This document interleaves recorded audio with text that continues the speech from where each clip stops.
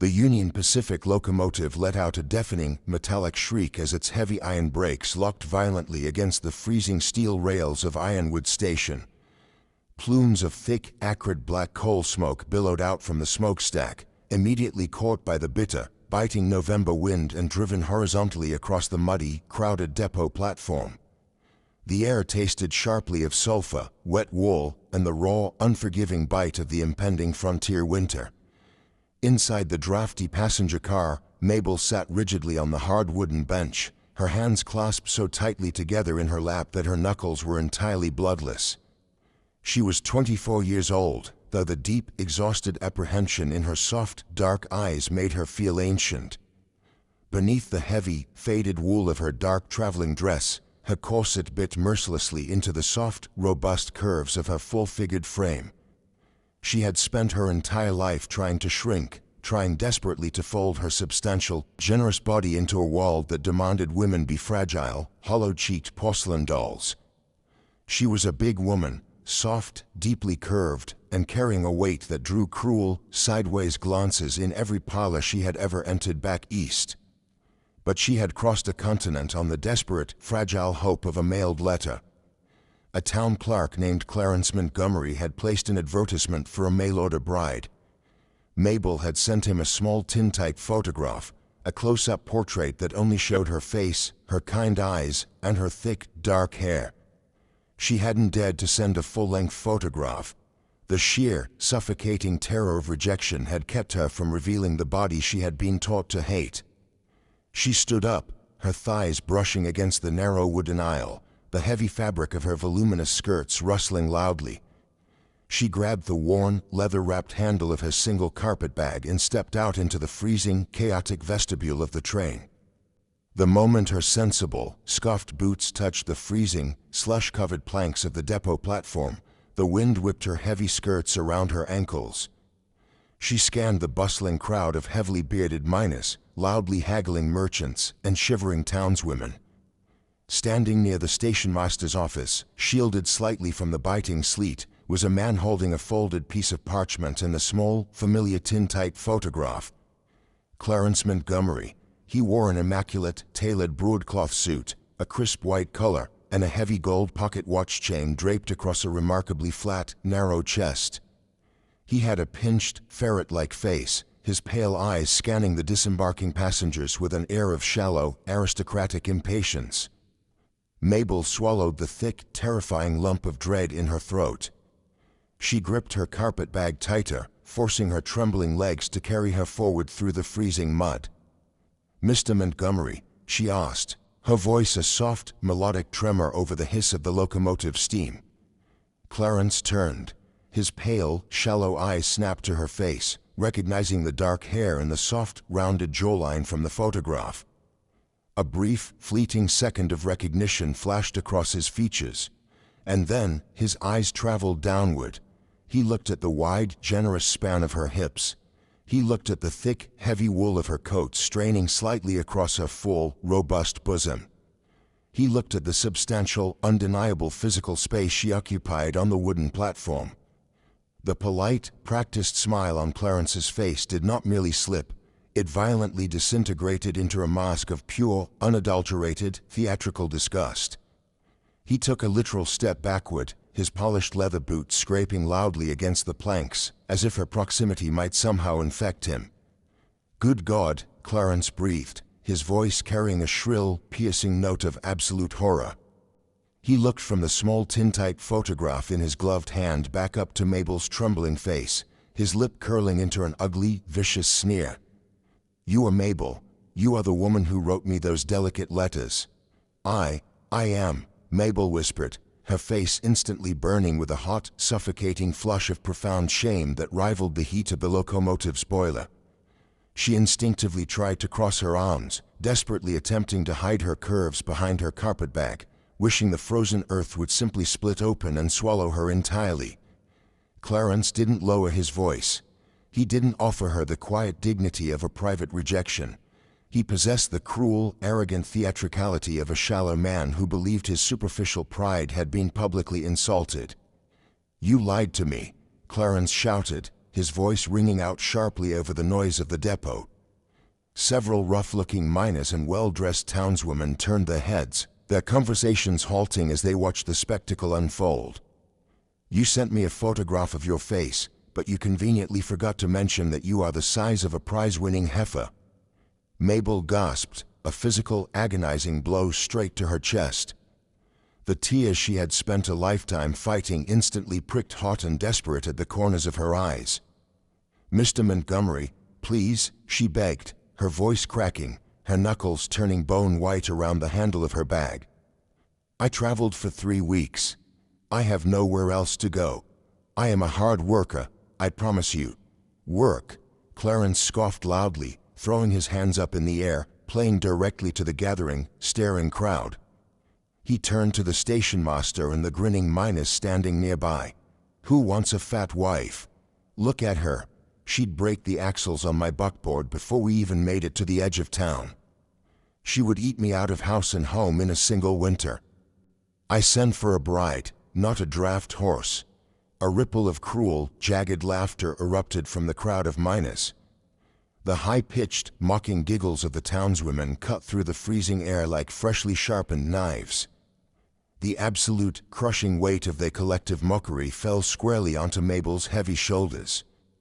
It was the nightmare she had lived 1,000 times in her head, brought to horrific, paralyzing life in the freezing mud of a strange town. She stared down at her worn carpetbag, her vision entirely blurred by hot, blinding tears, utterly crushed beneath the weight of her own body. If you are liking this story, please subscribe. I know you must have subscribed by now, so let's continue. The cruel, humiliating laughter of the townspeople peaked, a suffocating wave of sound. Then, the laughter was violently, instantly severed. It did not die away slowly. It was cut short as if a heavy iron door had been slammed shut over the entire depot. The sudden silence was absolute, broken only by the heavy, rhythmic, earth-shattering thud-thud-thud of massive, iron-shod boots stepping onto the wooden planks from the freight loading zone. Stepping out from the heavy, lingering clouds of black coal smoke was a giant. He did not look like a man. He looked like the towering, jagged granite peaks of the high country brought to terrifying, breathing life. He stood easily over 6.5 feet tall, his massive, impossibly broad shoulders and incredibly thick chest stretching the seams of a heavy, soot-stained canvas duster. His hands, entirely exposed to the freezing sleet, were the size of cast-iron skillets, permanently blackened by decades of coal dust and forge fire, roped with thick, corded veins. Beneath the brim of a battered, dark hat, his face was a rugged, deeply scarred landscape of hardened muscle, obscured by a thick, dark beard. Boone, the anvil, Hayes. He was the solitary blacksmith of the high timber, a widower who lived in an isolated, high-altitude iron forge built directly into the side of the mountain. He only descended into the valley once a month to deliver his heavy, expertly forged iron tools and collect raw pig iron. The town men terrified of him gave him a remarkably wide berth. He was a feral force of nature who belonged to the fire and the soot, entirely disconnected from their shallow, civilized society. Boone did not stop at the freight scales. His pale, intense amber eyes, sharp, predatory, and burning with a sudden, terrifying, suppressed wrath, locked directly onto the weeping, full-figured woman and the skinny, mocking town clerk standing before her. He walked directly through the crowd. The miners practically tripped over themselves, scrambling backward into the freezing mud to get out of his path. The sheer, overwhelming physical mass of the blacksmith displaced the air around him, carrying the deep, rich, intoxicating scent of hot iron, sulfur, and ancient pine. Boone stopped directly behind Mabel. He eclipsed the pale winter sun, casting her entire, trembling body into his massive, protective shadow. Clarence Montgomery's mocking grin instantly vanished. The color drained completely from his pinched face, leaving him a sickly, terrifying shade of white. He took a nervous, stuttering step backward, clutching his gold pocket watch chain as the mountain of soot-stained canvas loomed over him. "Hayes," Clarence stammered, his voice dropping an octave, completely devoid of its previous theatricality. This is a private matter. The woman lied on a contract. I'm simply refusing the freight. Boone did not look at the contract in Clarence's trembling hand. His amber eyes, burning with a quiet, lethal intensity, bored directly into the shallow clerk's skull.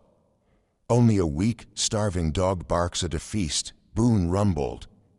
His voice was a deep, gravelly vibration that seemed to originate from the tectonic plates of the earth itself, rough, unused, and terrifyingly calm. Clarence's face flushed a violent, ugly red, a desperate spike of humiliated pride overriding his sheer terror. "Excuse me, you listen here, you feral brute. I am a respected man of this town. I won't be spoken to like that by a savage who lives in a cave.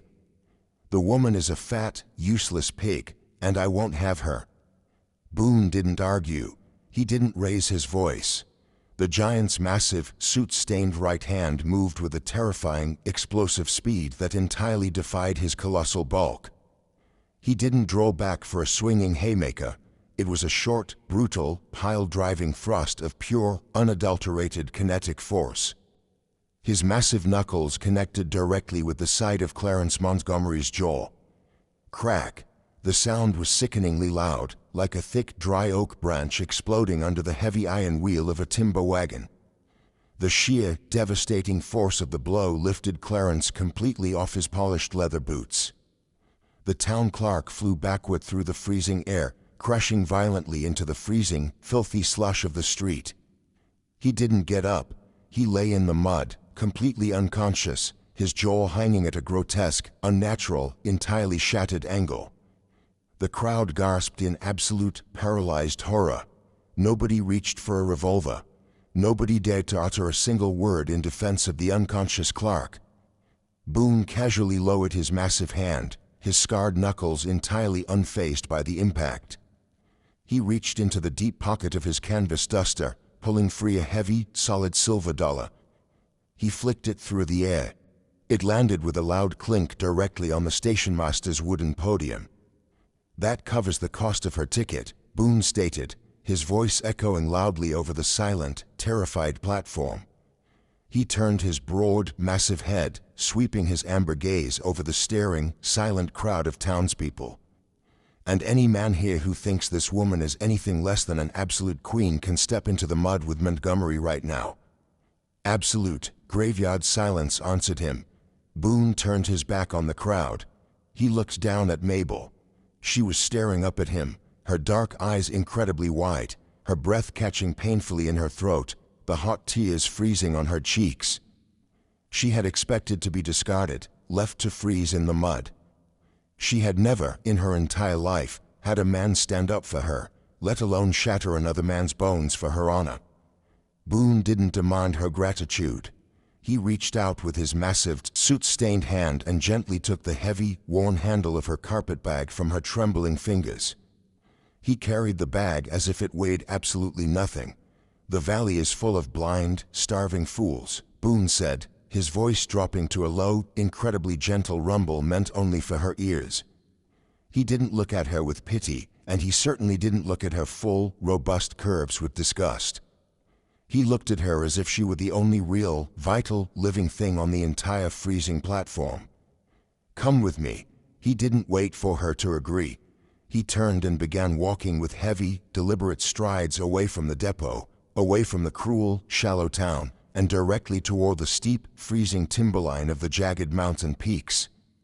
Mabel took a shaky, freezing breath, her heart hammering a frantic, terrifying, yet undeniable rhythm against her ribs, and stepped into his massive footprints in the snow to follow him into the dark. The dark of the mountain timber was immediate and absolute, a sharp, biting contrast to the gray, soot-choked sky of the railway town they had left behind. The steep, treacherous ascent into the high country was a grueling, bone-rattling ordeal. Mabel sat rigidly on the hard wooden bench of the heavy freight wagon, her gloved hands gripping the edge of the seat as the massive draft horse strained against the freezing, ice-slicked switchbacks. The air grew punishingly thin the higher they climbed, carrying the sharp, metallic scent of crushed ice, deep pine resin, and an underlying, harsh tang of raw sulfur. The bitter, howling November wind bit mercilessly through the faded wool of Mabel's traveling dress, but she did not shiver. She was entirely consumed by a suffocating, paralyzing self-awareness. She sat as close to the outer edge of the wooden wagon bench as she physically could, terrified that the generous, soft flare of her hips or the thick wool of her coat might accidentally brush against the colossal giant seated beside her. Clarence Montgomery's cruel, shrill voice still echoed violently in her ears. "Who wants a fat wife? She'll break the buckboard." The horrific humiliation burned like a swallowed coal in her chest. She believed with absolute, agonizing certainty that this terrifying, soot-stained blacksmith had only struck the town clerk out of a feral sense of frontier justice, and that he had only claimed her out of a begrudging, pitying charity. He had saved the fat girl from the mud, but surely he found the sheer, substantial physical mass of her body just as repulsive as the rest of the world did. Boone did not speak a single word during the 3-hour climb. He drove the massive draft horse with a quiet, absolute authority, his colossal, scarred hands gripping the leather reins with effortless power. He was a furnace of dense muscle and heavy canvas, radiating an intense, grounding heat against the freezing gale, but his pale amber eyes remained fixed rigidly on the treacherous, snow-blind trail ahead. Just as the last fading vestiges of feeling left Mabel's toes, the heavy wagon crested a steep ridge of jagged, black granite. Emerging from the driving school was a fortress unlike anything Mabel had ever seen. It was not a delicate, clapboard townhouse. It was a sprawling, heavy timber and stone structure built directly into the side of the mountain. Beside the heavy cabin, a massive open-air blacksmith forge sat dark and cooling beneath a thick slate roof. A thick curtain of dense, sulphurous white steam rose violently into the freezing air from a natural geothermal hot spring bubbling violently in a basin of smooth black rocks just yards from the front door. Boone pulled the wagon to a halt. He secured the heavy brake lever and dropped to the slush-covered earth, his heavy, iron-shod boots hitting the ground with a definitive, crunching thud. He didn't offer her a gentle hand down. He walked to the back of the wagon, retrieved her worn carpet bag in one massive hand, and gestured gruffly toward the heavy, iron-bound oak door of the cabin with his chin. Mabel swallowed the thick knot of dread in her throat. She gathered her heavy, voluminous skirts and climbed down awkwardly, her stiff legs trembling as her boots hit the frozen mud. She followed him over the threshold.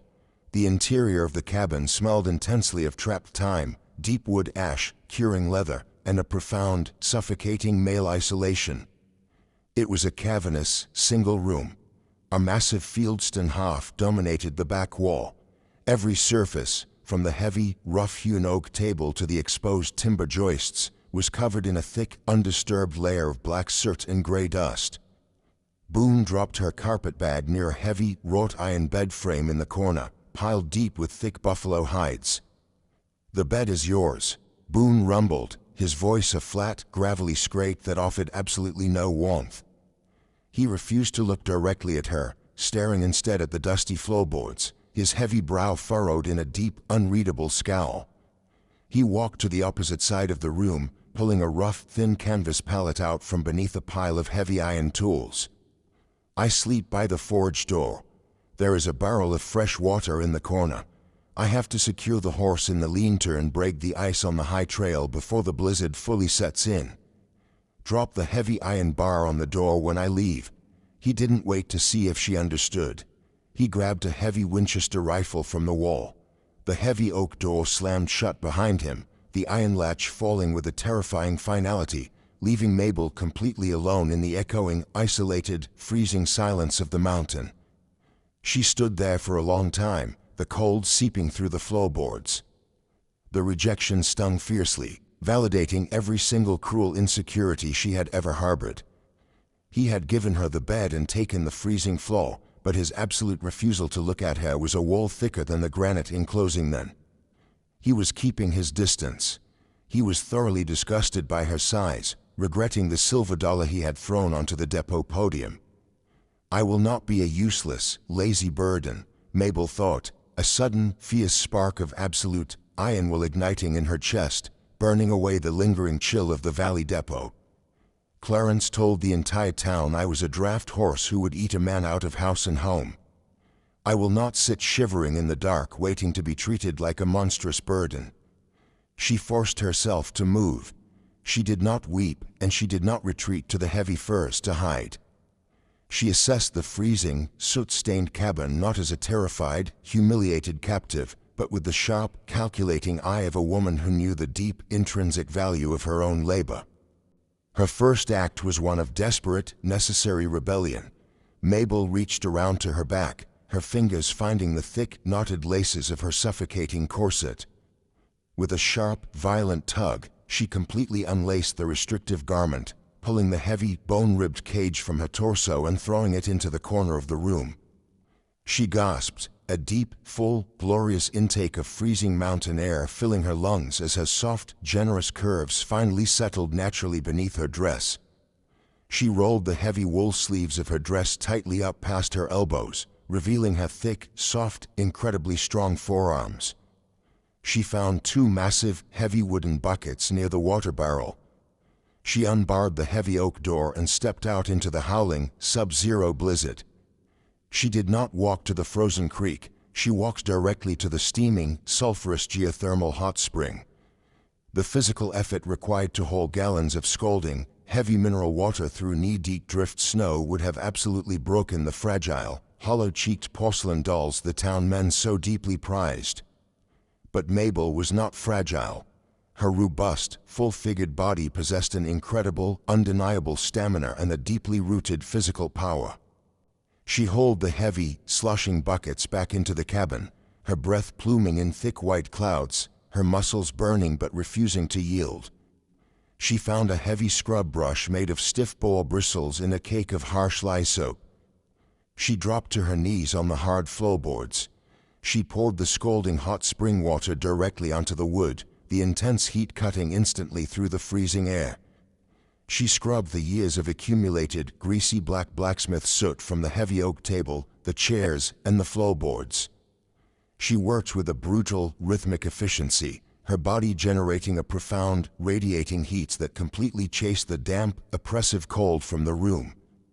When the cabin was meticulously, breathlessly clean, smelling of hot mineral water and raw lye, she turned to the massive Fieldston hearth. She cleared the cold ash and built a roaring, heat-producing blaze from seasoned pine splits. She found his larder beneath a heavy trapdoor. It was a bleak, meager collection of a man who viewed food merely as fuel. Heavy sacks of coarse milled flour, a large crock of rendered bear lard, dried apples, and heavily salted pork. Mabel did not see meager rations. She saw the raw ingredients for survival. She washed her hands in a tin basin. She mixed a massive mound of the coarse flour with the rich, heavy bear lard, a pinch of salt, and warm water. She kneaded the heavy, sticky dough with rhythmic, powerful pushes of her palms, putting the full, substantial weight of her upper body into the task, working the gluten until the dough turned incredibly smooth and elastic. She didn't bake delicate, airy pastries. She baked two massive, incredibly dense, highly caloric survival loaves, scoring the tops and placing them into a heavy cast-iron Dutch oven nestled directly into the glowing red coals. Beside it, she rendered down the salted pork in a heavy iron skillet, frying the thick, salty meat until it sizzled violently, releasing a rich, mouth-watering aroma that entirely masked the metallic scent of the iron forge outside. By the time the heavy oak door finally rattled violently on its iron hinges 3 hours later, Mabel was entirely transformed. She had removed her heavy, restrictive wool coat. She wore only her simple, faded cotton dress, entirely freed from her corset, allowing her full, abundant curves to exist unapologetically in the space. Her face was flushed a deep, vibrant pink from the blistering heat of the stone hearth, and a few stray strands of dark hair clung to her damp, sweating forehead. Boone burst into the room with a violent gust of blinding white snow, carrying the dressed quarters of a fresh winter buck over his massive shoulder. He expected the dark. He expected the freezing, empty silence of a sterile tomb that had not felt the touch of a woman in half a decade. He expected to find the woman from the depot huddled in the furthest corner of the bed, paralyzed by her own shame, hiding her body under a mountain of heavy blankets. He stopped completely dead in the doorway, his massive, heavily bearded jaw dropping open. The air was blazing, wonderfully hot. The absolute, overwhelming, intoxicating aroma of baking bread, hot rendered pork fat, and clean, scrubbed wood hit him like a physical, staggering blow to his massive chest. The cabin was not a dusty, soot-choked cave. It was a vibrant, living, breathing sanctuary. And there, standing directly in the center of the room by the blazing hearth, holding a heavy iron skillet, was Mabel. Boone slowly let the heavy venison quarters slip from his massive shoulder. They hit the floorboards with a loud, ringing thud. He stripped off his soaked, freezing leather gloves. He walked slowly toward the center of the room, his heavy boots silent on the meticulously scrubbed floor. He looked at the bubbling, rich meat. He looked at the perfectly baked, golden brown crust of the dense bread sitting on the table. He looked at her. He saw the heavy, suffocating corset lying discarded and forgotten in the corner. He looked at Mabel, standing tall, her full, generous breasts rising and falling heavily with her exertion, the soft, substantial curve of her hips pressing against the faded cotton of her dress. He knew the sheer, mind-numbing physical strength it took to hold scalding water and scrub heavy soot from raw wood. He had expected her to be broken by the cruel laughter of the town. She hadn't hidden. She had taken his cold, dark, iron world and forcefully, beautifully flooded it with abundant, undeniable life. Boone stared down at her, his pale, amber eyes locking onto her wide, exhausted, defensive gaze. The terrifying, feral mask of the mountain blacksmith cracked entirely, revealing a profound, silent, earth-shattering awe underneath. He didn't see a woman who took up too much space. He didn't see a heavy, awkward burden. He saw a woman whose softness and robust fullness represented the absolute, ultimate defiance of the freezing, brutal, starving world outside his door. He was absolutely, utterly mesmerized. The heavy, oppressive silence of the soot-stained cabin stretched into a long, suspended moment, broken only by the violent, crackling pop of the pine sap in the blazing stone hearth and the furious sizzle of the rendered pork fat in the iron skillet Mabel held. Boone did not avert his pale amber eyes. He stepped slowly forward, closing the distance between them, his heavy iron-shod boots making no sound on the meticulously scrubbed floorboards. He didn't reach for her waist, nor did he offer a gruff, dismissive comment. He reached out with hands the size of cast-iron plates, his scarred, calloused fingers gently wrapping around the blistering iron handle of the skillet, absorbing the heavy weight of the cast iron from her trembling, flour-dusted hands. He carried the heavy skillet to the rough-hewn oak table and set it down. He returned to the hearth, using a thick leather rag to lift the massive Dutch oven from the glowing red coals. When he placed the heavy, dense survival bread onto the wood, he didn't cut it with a knife. He broke the steaming, golden-crusted loaf in half with his massive bare hands, the incredibly rich, intoxicating steam of the hot bare lard and coarse flour billowing up into the warm air. He handed the larger, heavier half directly to Mabel. It was a profound, silent offering. In the brutal, unforgiving high timber, where calories were the absolute currency of survival, the giant was not hoarding his meager rations. He was feeding her. They sat at the heavy oak table in the dancing orange firelight, the roaring hearth entirely chasing away the bitter, freezing gale shrieking against the timber walls. Boone ate with the starving, desperate intensity of a man who had survived on charred, unseasoned meat for half a decade, but his movements were quiet, deeply respectful. He didn't look at her with the shallow, pinched disgust of the town clerk. He watched her eat with a quiet, absolute reverence, as if the soft, flushed fullness of her cheeks and the generous curve of her throat were the most beautiful, vital things he had ever witnessed. That silent, holy meal forged an unspoken, ironclad truce between them. Over the next 3 weeks, as the brutal mountain winter fully sealed the high-altitude forge in 10 feet of impossible drift snow, they fell into a rhythm of quiet, profound coexistence. Boone never asked her to hide herself. He watched her haul water, knead heavy dough, and scrub the floors with an undeniable, mesmerizing physical power that fragile, hollow-cheeked women simply did not possess. But the mountain was a cruel, indiscriminate master, and the fragile peace they had built was violently shattered in the dead of December. It began with a catastrophic drop in the barometric pressure, a sudden, heavy thinning of the air that made the hairs on Mabel's arms stand completely on end. The sky above the towering pines turned a bruised, sickly purple, and then a massive early winter blizzard hit. It was a shrieking, horizontal deluge of solid, heavy ice and blinding whiteout conditions that dropped the temperature to 30 degrees below zero. The ancient, towering pines shrieked and groaned, and the heavy, flat slate roof of the open-air blacksmith forge attached to the cabin began to bow under an impossible, crushing weight of wet snow.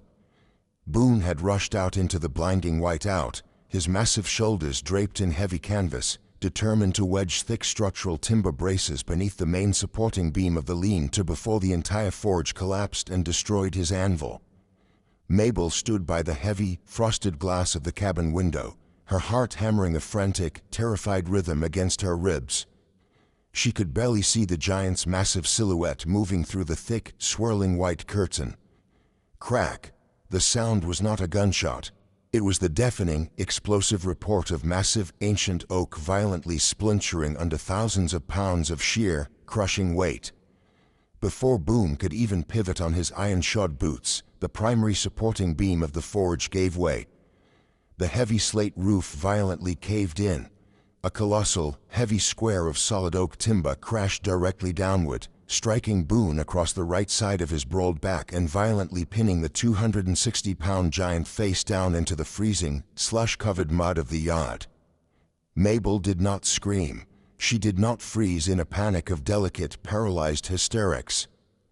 The woman who had been mocked as a heavy, useless burden threw open the heavy iron-bound oak door and plunged directly into the blinding, sub-zero gale. The cold was an absolute, physical agony, biting instantly through her faded cotton dress, but she ignored it completely. She scrambled through the knee-deep, freezing slush, dropping to her knees beside Boone. He was trapped entirely beneath the massive, crushing oak beam. He was conscious, but his breathing was a terrifying, wet, shallow rasp. The sheer weight of the timber had shattered two of his thick ribs, and the freezing, slush-covered mud was instantly sapping the vital, life-sustaining heat from his massive core. "Boone!" Mabel cried over the shrieking wind, her bare hands desperately clawing at the rough, splintered bark of the massive beam. She pulled with all her might, her boots slipping in the frozen mud, but the colossal timber did not budge a single inch. It was hundreds of pounds of solid, wet oak. "Mabel, get back inside," Boone ground out, his voice a broken, raspy scrape, a dark trickle of blood leaking from the corner of his bearded mouth. "You'll freeze. The cold, it's too fast. I am not leaving you in the ice," Mabel roared, her voice tearing from her throat with a feral, primal volume that rivaled the howling blizzard. She did not run to the valley for help. There was no help. She looked at the heavy beam, her mind working with a desperate, brilliant clarity. She shoved a thick, unbroken piece of firewood underneath the edge of the massive oak timber to act as a fulcrum. She grabbed a long, heavy iron pry bar from the scattered blacksmith tools. She wedged the flattened tip of the iron bar deeply under the fallen beam, resting the shaft across the firewood fulcrum. She didn't try to lift it with her arms. The delicate, starving women of the town would have shattered their wrists attempting it. Mabel possessed a different kind of power. She turned her back to the beam. She squatted low in the freezing mud, wedging the heavy iron pry bar directly under her own armpits, locking it against her broad, substantial back. She planted her boots firmly into the freezing, solid earth. She channeled every single ounce of her fury, her humiliation, and the raw, unadulterated physical mass of her generous, robust body. She didn't just pull. She drove her heavy, powerful thighs and her wide, substantial hips forcefully upward, leg-pressing the entire, staggering weight of the iron bar and the crushing oak timber. Mabel screamed, a sound of pure, absolute exertion, her face flushing a dark, violent crimson, the muscles in her thick thighs and broad back burning with a white-hot, agonizing fire. The heavy oak timber groaned. Slowly, impossibly, the massive beam lifted 3 inches off Boone's shattered ribs. "Roll!" Mabel shrieked, her boots sliding dangerously in the slush. her vision swimming with aggressive black spots. Boone gritted his teeth, digging his massive, soot-stained hands into the freezing mud, and dragged his colossal frame laterally out from under the lethal, crushing weight. The moment he was clear, Mabel's legs finally gave out. She collapsed into the freezing slush, the heavy iron pry bar clattering uselessly away, the massive oak beam slamming back into the earth with a deafening thud. Mabel didn't stop to breathe. She scrambled on her hands and knees, hooking her arms securely under Boone's massive, heavily muscled shoulders. He tried to help, his boots pushing weakly against the mud, but the shock and the internal trauma had already plunged his massive body into a violent, rapidly accelerating hypothermia. Mabel dragged his 260-pound frame inch by agonizing inch through the freezing drift snow, hauling him over the threshold of the cabin and kicking the heavy oak door shut against the howling gale. She dragged him directly onto the massive buffalo hides near the blazing stone hearth. Boone's lips were a terrifying, bruised shade of blue. His skin was radiating a lethal, unnatural cold, turning incredibly pale beneath the heavy blacksmith soot. He began to shake with a violent, terrifying rigor, his teeth chattering so hard the sound vibrated loudly in the small room. The shock of the crushed ribs in the freezing slush was shutting his massive organs down. The radiant heat of the stone hearth was not enough. He was freezing to death from the inside out. Mabel's heart hammered a frantic, terrified rhythm. The memory of Clarence's cruel laughter screamed in her mind, telling her that her body was a repulsive, monstrous thing that no man would ever want to touch. But she looked at the dying giant shivering violently on the floorboards, the man who had shattered a jaw to defend her honor. She didn't hesitate. She reached behind her back, her trembling, bruised fingers frantically unbuttoning the back of her faded cotton dress. It pulled around her ankles. She stripped down entirely to her thin, threadbare cotton chemise, the freezing drafts of the cabin immediately raising violent goosebumps across her pale, full-figured skin. She grabbed his heavy canvas duster, using her sewing shears to cut the freezing, soaked fabric entirely away from his broad, heavily scarred chest. She dragged the heaviest buffalo and wolf pelts from the bed, burying him completely beneath a mountain of fur on the floorboards. Then, Mabel lifted the edge of the heavy pelts and crawled underneath them. She pressed her soft, generous, shivering body directly against Boone's massive, freezing, convulsing form. The shock of his icy skin against hers made her gasp, a full-body shudder racking her frame, but she forced herself to wrap her thick, warm arms tightly around his broad chest, being incredibly careful of his shattered ribs. She pressed her full, heavy breasts against his rigid torso, tangling her thick, substantial thighs intimately with his own, pressing her softly beating heart directly against his freezing skin. She used the sheer, abundant physical mass of her own body, the very size the world had so viciously mocked, to completely envelop him, acting as a massive, radiant, life-saving furnace. For 2 hours, he shivered violently, his massive body convulsing against hers. Mabel held on tight, a warm, unyielding, entirely soft anchor in the freezing blackness. Slowly, agonizingly, the shivering began to subside as her substantial body heat fought back the lethal chill. His breathing deepened, the shallow, erratic gasps smoothing into a heavy, rhythmic rumble. Then, the shock-induced fever fully took his mind. As his massive body fought the internal trauma of the crushed ribs, he thrashed weakly beneath the furs, his mind slipping rapidly into the dark, agonizing corridors of his past. "Eliza," Boone mumbled, his voice a broken, raspy scrape that tore violently at Mabel's heart. "Eliza, eat the bread. Please. You have to eat. The snow is too deep. I can't find the deer." Mabel held him tighter, her hand gently stroking his sweat-dampened, thick dark hair. "Hush," she whispered, her voice soothing and quiet over the shrieking blizzard outside. "There is food. We are safe." He didn't hear her. His large, calloused hand came up, grasping blindly in the dark beneath the furs until his thick fingers locked desperately onto the soft, full curve of her hip. "You're so thin," Boone wept, a single, hot tear tracking down his heavily bearded, soot-stained cheek. It was a sound of absolute, devastating heartbreak that entirely shattered the terrifying myth of the anvil. "There's nothing left of you. God, I couldn't keep you warm. You're just bones. I'm sorry. I wasn't man enough to save you." Mabel froze, the breath leaving her lungs in a quiet, devastated rush. The feral isolation, the heavy suit, the absolute refusal to return to the valley towns. It wasn't a hatred of the world. It was absolute, crushing, unrelenting guilt. He had lost his first wife, Eliza, to a brutal winter starvation years ago. She had been one of the fragile, delicate women the town so highly prized, and she had withered away to nothing in the harsh, unforgiving reality of the high timber, freezing to death while Boone was powerless to find enough game to save her. He hadn't bought Mabel's ticket out of pity. He had looked at her substantial, generous body on the depot platform and recognized the absolute, undeniable, beautiful manifestation of survival.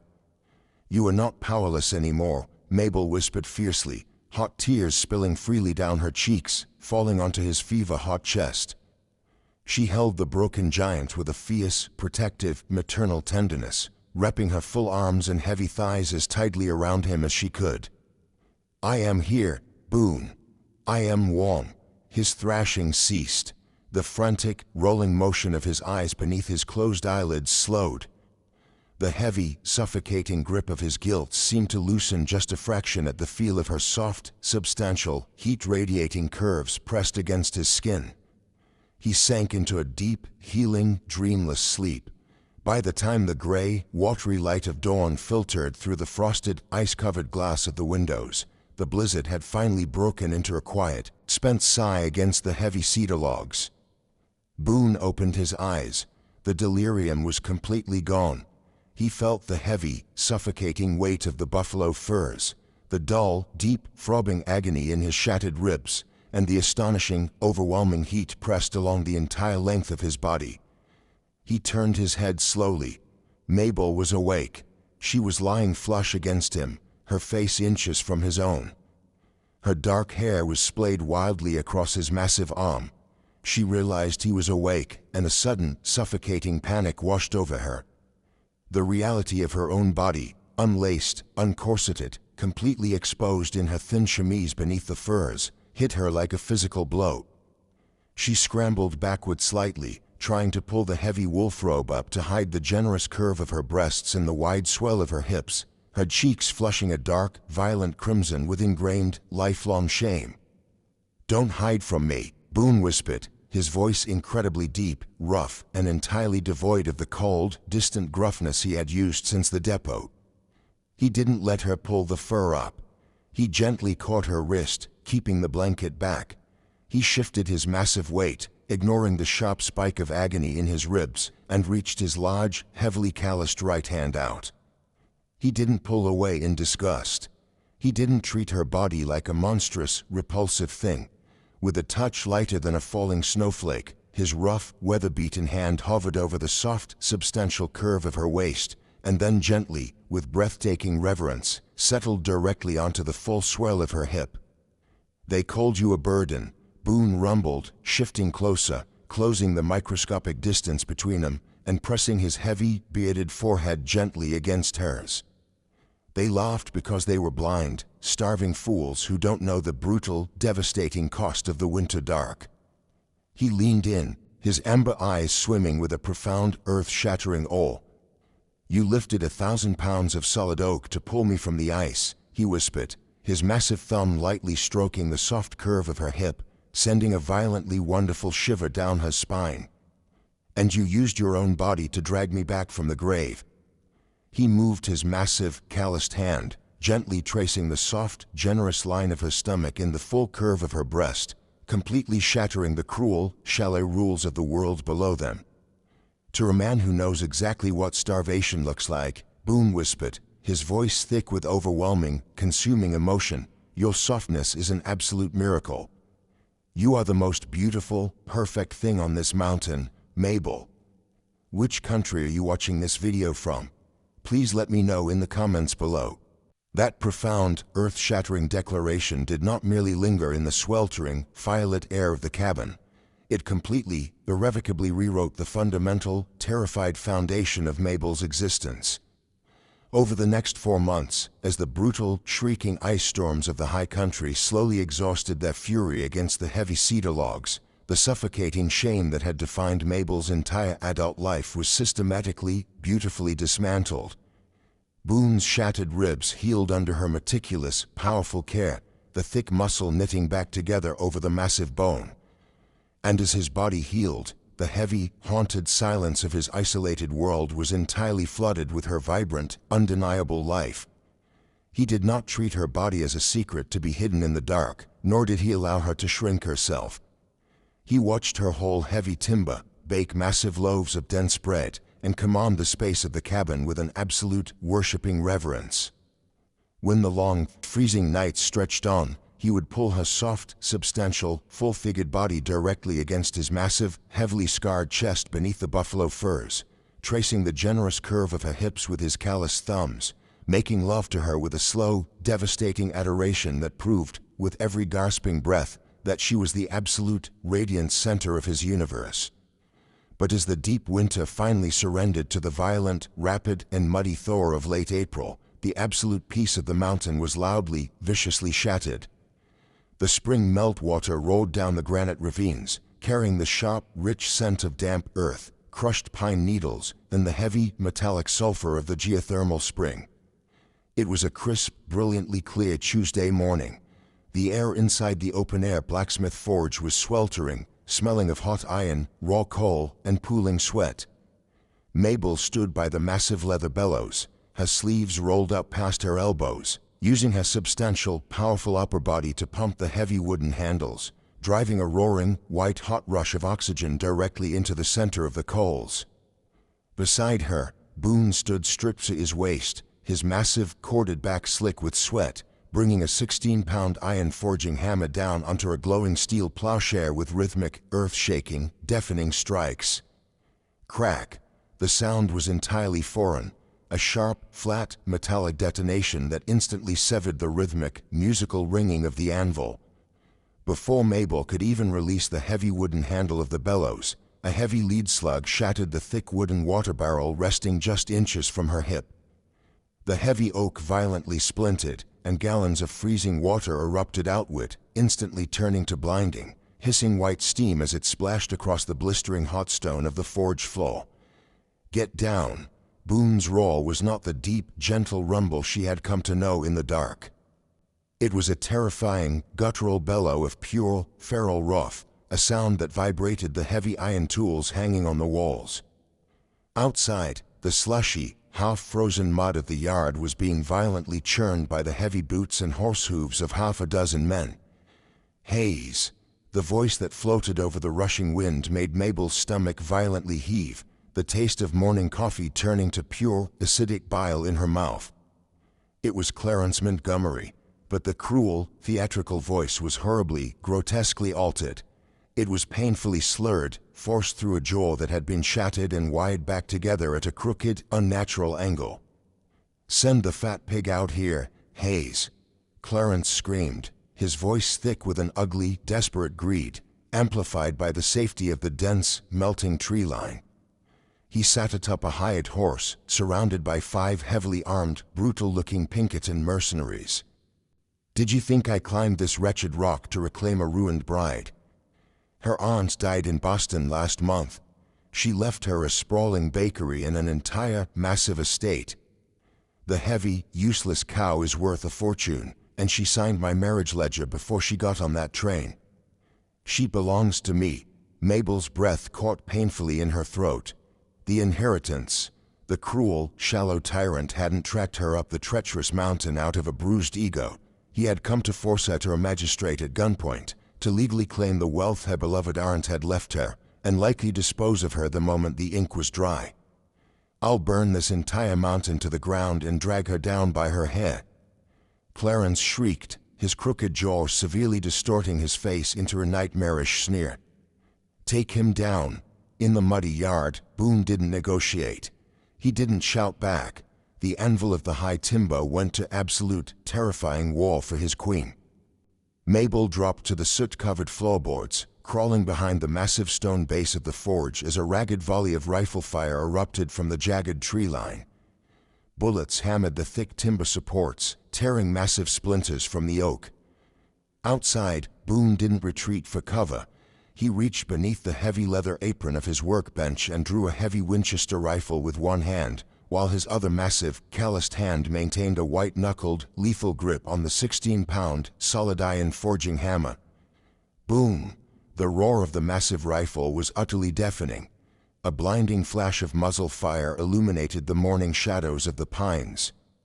A Pinkerton thug, 30 yards away with his repeater raised, took the brunt of the heavy lead directly in the chest.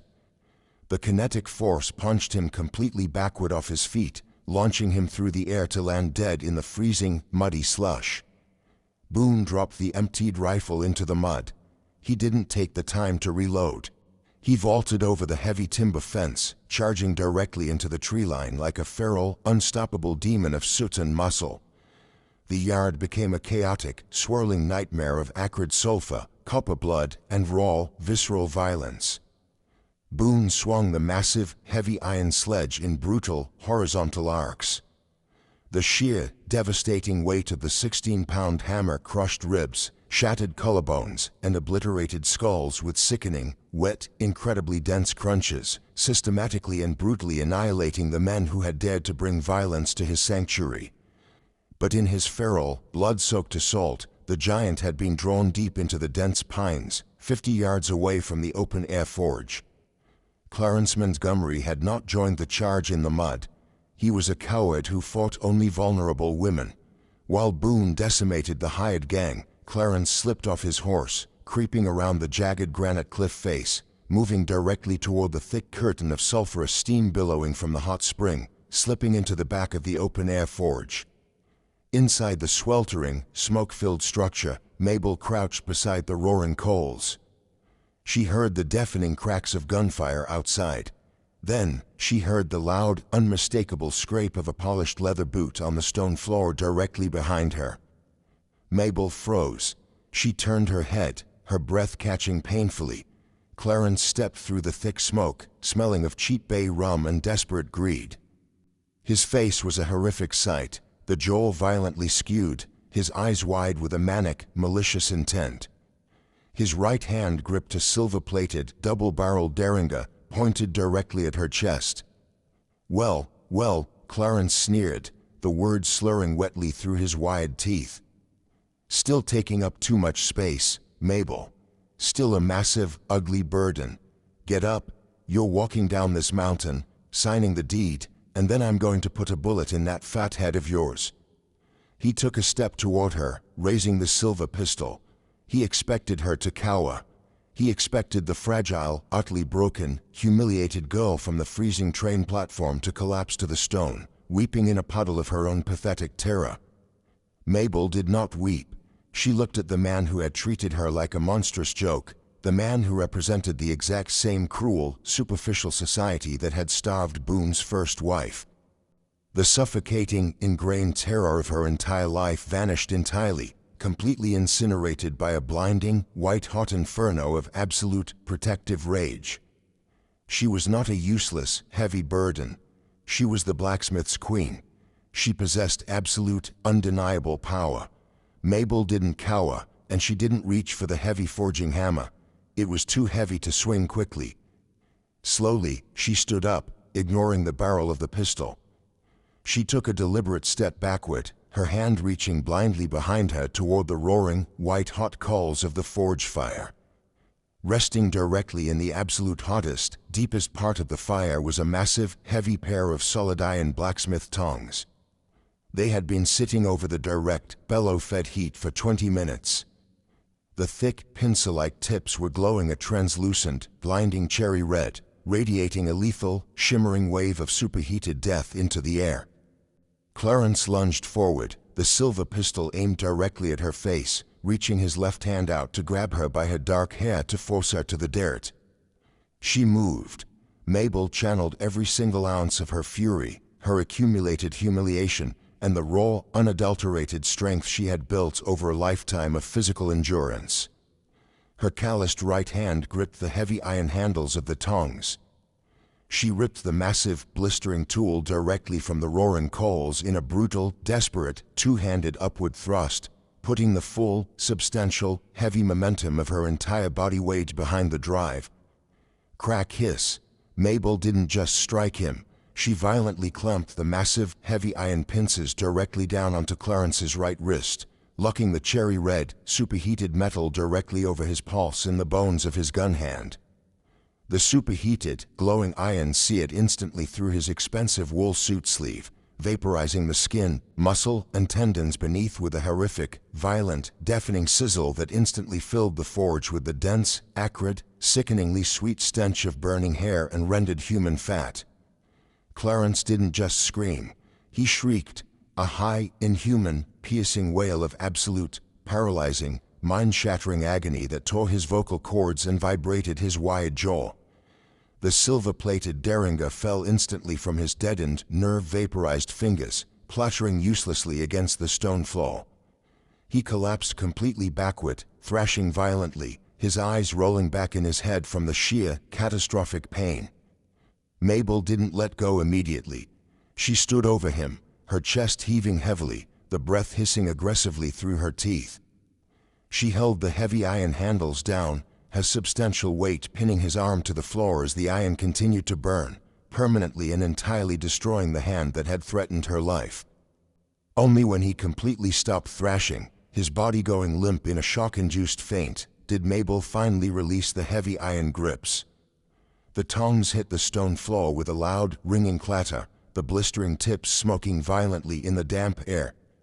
She stood tall, her face flushed, her dark eyes blazing with a fierce, untamed, magnificent fire. She looked down at the screaming, writhing, smoking tyrant in the suit, her absolute, unbreakable strength reigning supreme over his pathetic, superficial cruelty.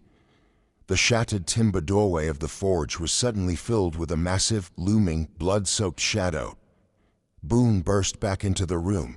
He was a terrifying vision of absolute, feral carnage.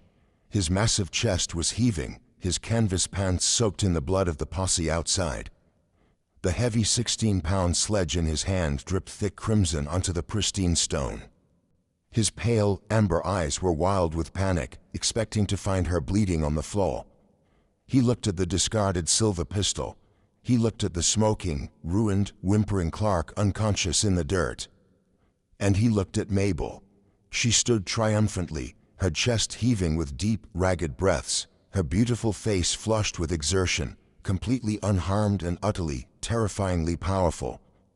She met his shocked gaze, an unspoken, silent roar of absolute defiance echoing loudly in the sweltering air of the forge. Boone didn't speak. He dropped the massive hammer, stepping over the ruined body of the town clerk, and pulled his fierce, magnificent queen directly into his blood-soaked chest. The crushing, absolute security of his massive arms enveloping her trembling, full-figured frame was the only anchor keeping Mabel tethered to the earth. The air within the open-air forge was thick, suffocating, and reeked of acrid, burnt sulfur, expelled gunpowder, and the sickening, sweet stench of Clarence Montgomery's seared flesh. But pressed entirely against Boone's broad, heaving chest, Mabel smelled only the rich, intoxicating scent of deep pine, sweat, and hot iron. She buried her face into the crook of his heavily scarred, soot-stained neck, her hands gripping the thick, blood-spattered canvas of his trousers as a violent, delayed tremor of shock finally racked her robust body. Boone did not let her go. He held her with a desperate, crushing reverence, his massive hand coming up to cradle the back of her head, his thick fingers twisting deeply into her dark, sweat-dampened hair. He buried his bearded face into the curve of her shoulder, his chest expanding in massive, ragged gasps as the feral, terrifying adrenaline of the slaughter slowly began to drain from his veins, leaving a cold, hollow exhaustion in its wake. On the soot-stained floorboards, Clarence let out a pathetic, wet, gurgling whimper, his eyes rolling back in his head as the nerve shock of his completely destroyed wrist plunged him into a delirious, semi-conscious agony. Boone's pale, amber eyes snapped open, the feral wrath returning for a brief, blinding second. He gently, reluctantly pulled away from Mabel. He didn't speak. He stepped over the heavy iron tongs still smoking on the stone, reached down, and grabbed the ruined, arrogant town clerk by the collar of his expensive, singed wool coat. Boone dragged the whimpering man out into the freezing, slush-churned mud of the yard, completely ignoring the scattered, lifeless bodies of the Pinkerton thugs. He hauled Clarence to the single surviving mercenary horse, effortlessly lifting the broken man and throwing him face down across the leather saddle like a sack of spoiled grain. He tied Clarence's boots to his unburned left wrist beneath the horse's belly with a thick leather strap, completely securing him, and struck the horse's flank with the flat of his heavy hand. The beast bolted down the treacherous, muddy switchbacks, carrying the ruined, permanently disfigured tyrant back to the shallow, cruel society that had bred him. He would live, but he would never hold a pen, never threaten a woman, and never forget the terrifying, absolute wrath of the high timber.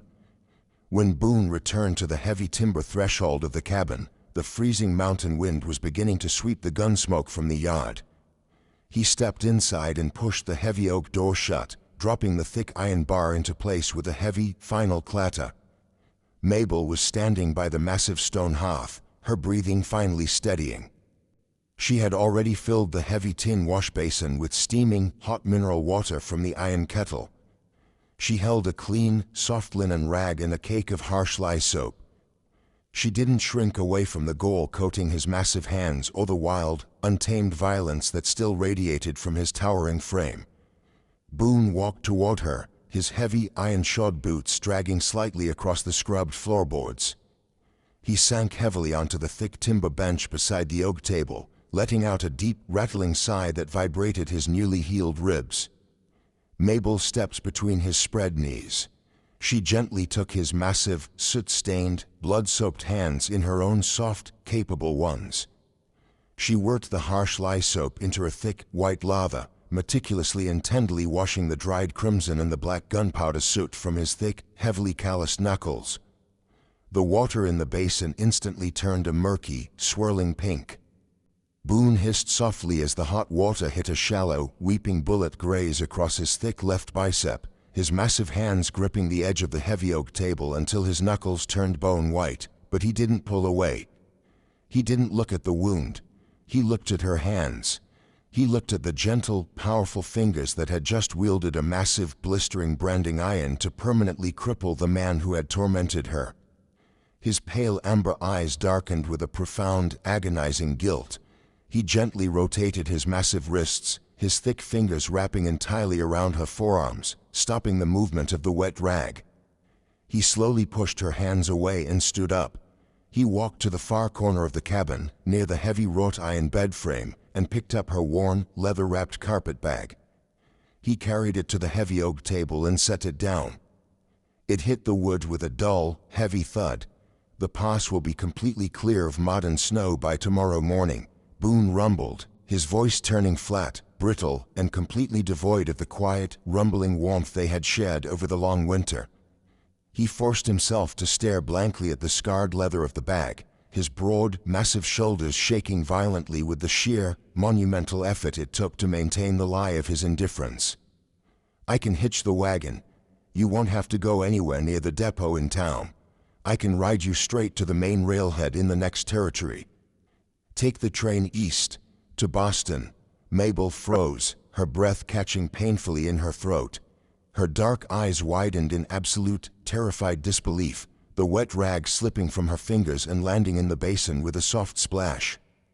"I'm saying you're an incredibly wealthy woman now, Mabel," he growled, the words tearing at his throat like swallowed glass. He gestured blindly toward the door. Montgomery said it himself. An estate. A massive bakery. There's enough money waiting for you back east to buy a grand house in the finest neighborhood. You can hire servants so you never have to haul heavy mineral water or scrub black soot again. You can wear the finest imported silks, sleep in soft feather beds, and live exactly how a woman like you should live. You will never be mocked by a dirty frontier town again. You can be entirely, perfectly safe. Mabel's heart hammered a frantic, terrified rhythm against her ribs. She took a step toward the table, her hands gripping the thick wood, shaking her head in a desperate, frantic denial. "Boone, what are you saying? Look at me, Boone roared, the sudden, booming volume making her flinch backward. He gestured wildly to his own blood-soaked canvas pants, the heavily scarred, ruined tissue of his chest, and the shattered timber of the front window. Does this look safe? I am a feral, soot-stained brute, Mabel. I live a brutal, dark life in the fire and the blood. I am a beast. I can't protect you from the world when I'm the very monster the world comes hunting to destroy. He looked at her then, his pale, amber eyes swimming with a grief so profound, so devastatingly deep, it seemed to hollow out his massive chest entirely. He looked at her soft, full curves, the generous, robust body he had worshipped in the dark, and believed with absolute, self-loathing certainty that he was not worthy to touch her. You are a queen, he whispered, his voice breaking, a single tear cutting a clean line through the certain blood on his scarred face. Take your bag, go live in the light, where you will never have to hear the sound of gunfire or fight for your life in the dirt again. Mabel stared at the worn carpet bag. It was the absolute key to a life of unimaginable ease where she would never be treated as a heavy, useless burden, where her wealth would force high society to respect her, shielding her from the cruel, laughing men of the world. It was enough wealth to buy absolute, civilized perfection. She looked at the bag. She stepped forward and placed her hands upon the worn leather handles. Boone closed his eyes, his massive chest caving in on itself. It is right, he told himself, fighting the agonizing, suffocating burn behind his eyelids. She deserves to be cherished in a soft, bright parlor. She deserves a gentleman who isn't covered in the blood of hired thugs. Mabel lifted the heavy carpet bag. She did not walk to the bed to pack her clothes. She did not look toward the heavy oak door. With a sudden, explosive surge of absolute, unyielding rage that rivaled his own feral fury in the mud, Mabel pivoted on her heel and marched directly to the blazing, open firebox of the massive stone hearth. Without a single second of hesitation, she held the carpet bag directly into the center of the roaring, violently hot coals. The dry, aged leather and the meager, faded dresses inside caught instantly. The bag fled bright, blinding orange, curling and blackening as her only tie to the civilized world, and the promise of a lonely, sterile inheritance was instantly vaporized into completely worthless, drifting gray ash. Boone's eyes flew wide open. His massive jaw dropped, the breath rushing from his lungs in a stunned, disbelieving exhale. Woman, are you mad? That was your freedom. That was an entire world of comfort. Mabel turned to face him.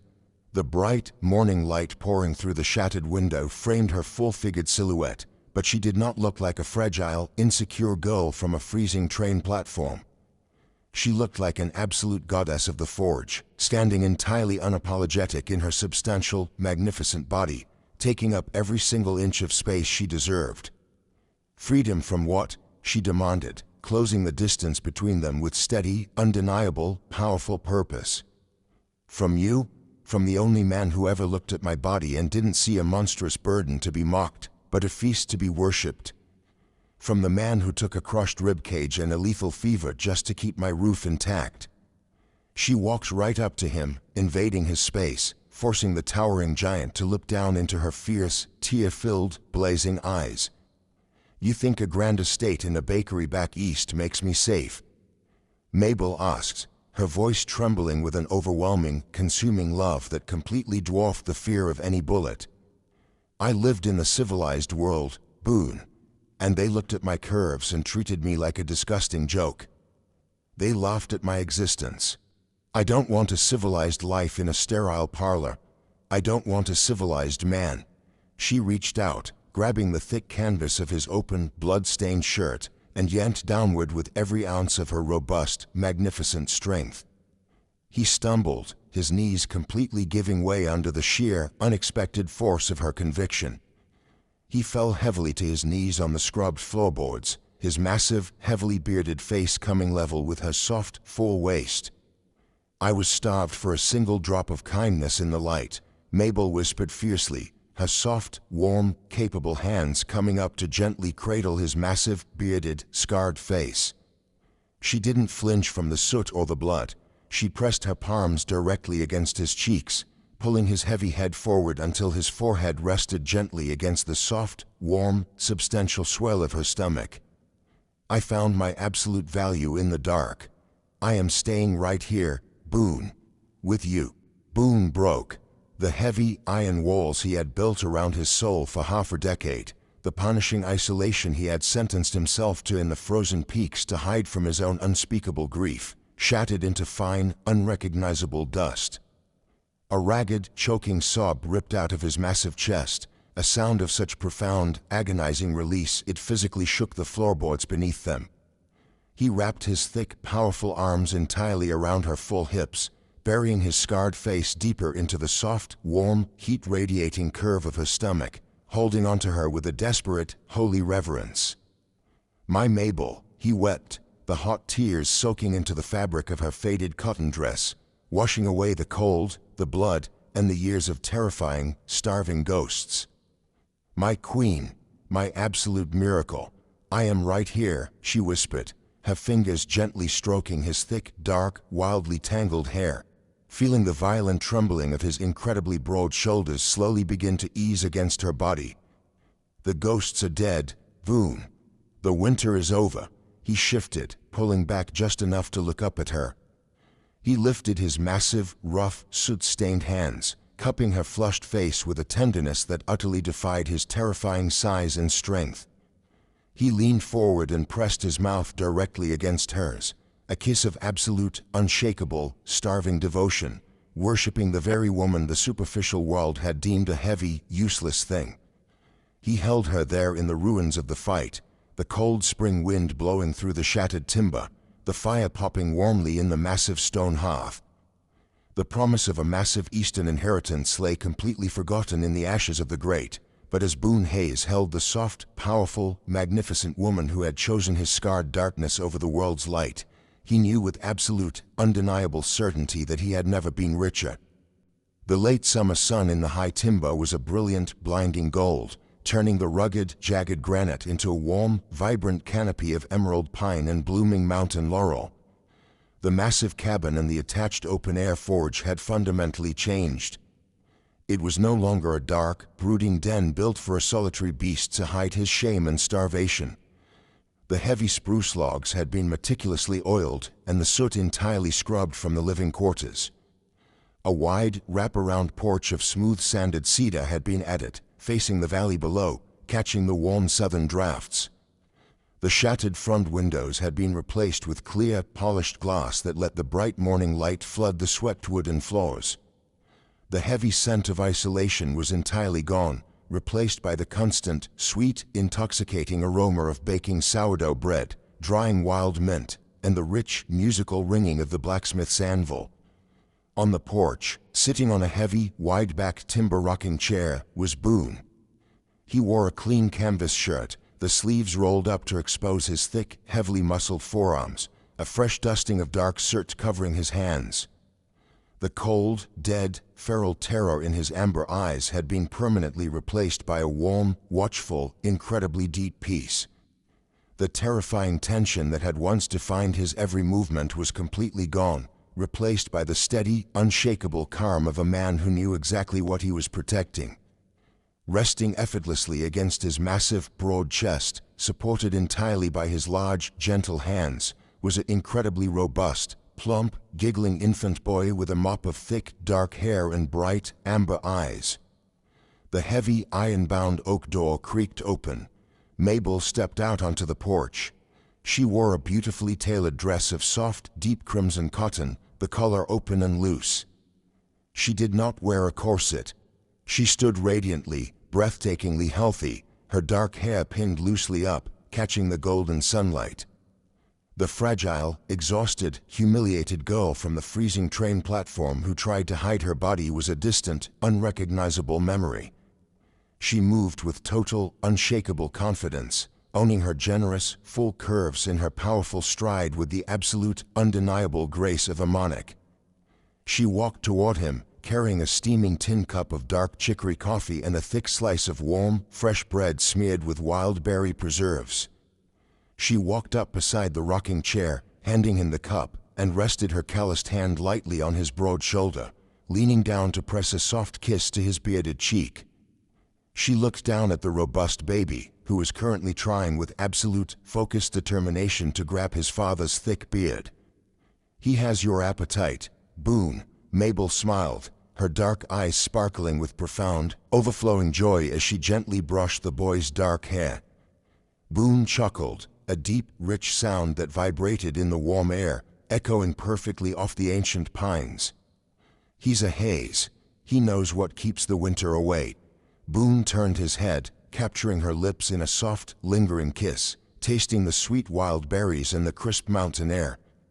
He didn't just kiss her, he held her entirely, his massive hand coming up to rest with absolute, familiar reverence on the soft, full curve of her hip, surrounded by the beautiful, abundant family he had thought he would never have. They stayed together on the porch, looking out over the jagged, beautiful wilderness that had once been a prison of grief and starvation for both of them.